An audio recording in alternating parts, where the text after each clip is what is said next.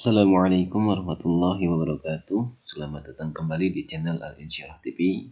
Baik teman-teman semuanya, insya Allah kita lanjutkan pembelajaran bahasa Arab kita di bagian Mabniun, dimana pada video sebelumnya sudah kita bahas untuk Mabniun itu diperuntukkan untuk fi'il, isim, dan huruf.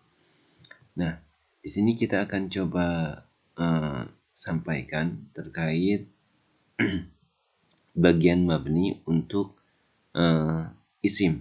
Nah, isim yang pertama adalah isim domir. Isim domir kalau dalam bahasa Indonesia itu kata ganti. Kata ganti bisa kata ganti orang pertama, kata ganti orang kedua, kata ganti orang ketiga. Nah, di sini ada beberapa kata ganti atau domir yang digunakan dalam bahasa Arab. Yang pertama adalah huwa, huma, hum. Huwa, huma, hum ini diperuntukkan khusus untuk kata ganti yang menunjukkan kata ganti laki-laki. Huwa itu untuk kata ganti orang ketiga, dia tunggal. Huwa artinya sendiri, dia. Huma itu dua orang, mereka. Hum juga mereka dua orang. Kemudian untuk kata ganti yang menunjukkan makna perempuan itu ada hiya. Hiya itu dia satu orang. Huma itu mereka dua orang. Hunna mereka itu banyak orang, lebih dari dua orang. Jadi huwa, huma, hum, hiya, huma, hunna itu kata ganti yang menunjukkan makna kata ganti orang yang ketiga.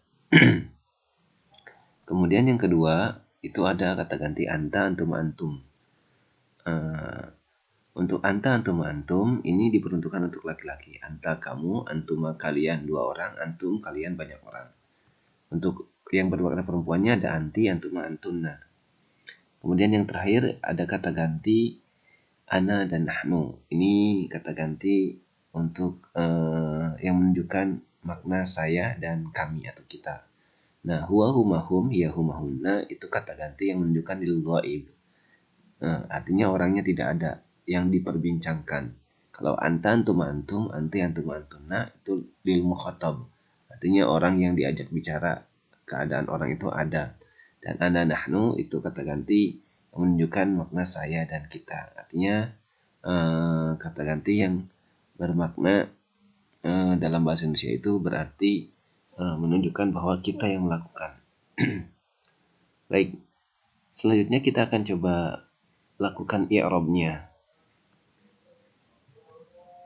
Sebelumnya yang kedua ada kata isim mausul. Isim mausul itu kata penghubung. Biasanya artinya yang. Nah, di sini ada contohnya dua, alladzi dan allati.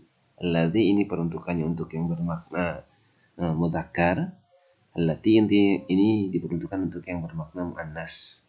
Sebelumnya ada yang lain, ada alladzina, kemudian allati, kemudian ada haula'i dan yang lain-lain. Nah, selanjutnya ada bagian mabni itu diperuntukkan untuk isim isyarah. Ini harusnya shin besar ya. Isyarah. Isim isyarah itu isim yang menunjukkan kata tunjuk seperti ini, itu. Nah,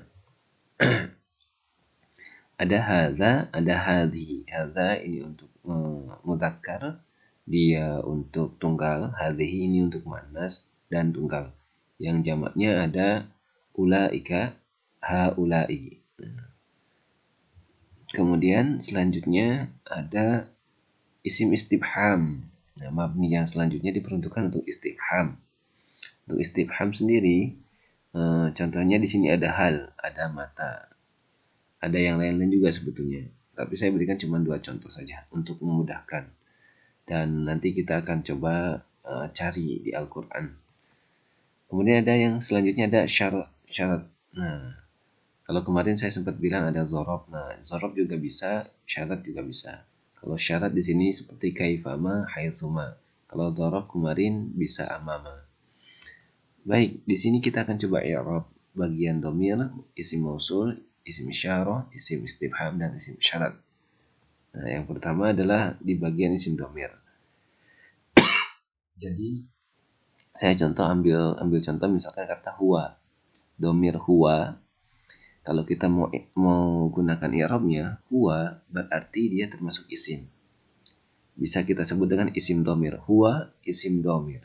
Kemudian huwa karena dia isim domir, keadaannya dia sebagai mabniun. Artinya dia tidak berubah. Tidak mungkin huwa menjadi hui. Tidak mungkin juga huwa menjadi hu. Karena huwa itu akan selalu tetap. Makanya dia dibilang mabniun. Kita ulang. Huwa kedudukannya sebagai isim domir. Mabniun keadaannya. Kemudian alamat mabninya kita langsung gunakan dengan bi.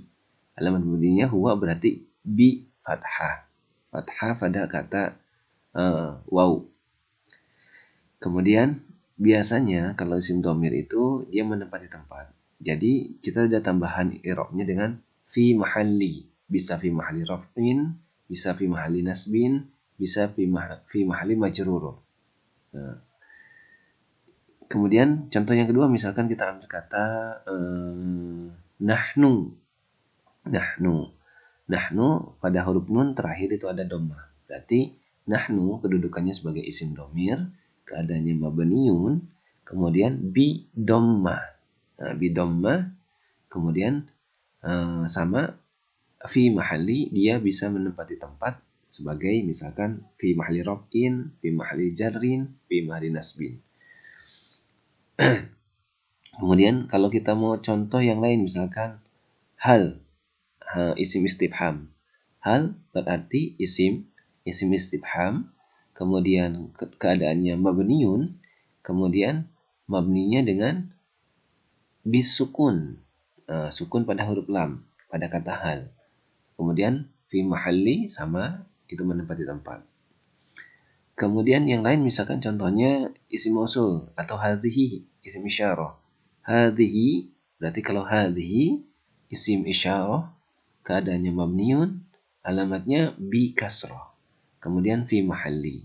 Nah, untuk i'rab mahalli ini nanti kita akan bahas lebih jauh lagi. Tapi untuk isim domir, isim mausul, isim isyarah, isim istifham ataupun isim syarat biasanya itu menggunakan tambahan i'rab, terutama khusus untuk isim isyarah, isim mausul dan isim domir.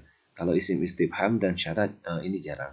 Tapi kalau yang isim isyarah, isim mausul dan isim domir itu seringkali menempati tempat. Jadi biasanya dalam i'rabnya ada tambahan dengan kata fi mahalli raf'in. Bisa jadi fi mahalli raf'in kedudukannya sebagai misalkan fa'ilun. Kalau dia fi mahalli nasbin kedudukannya bisa mungkin sebagai maf'ulun bih. Nah, itu kita akan bahas di video-video selanjutnya insyaallah.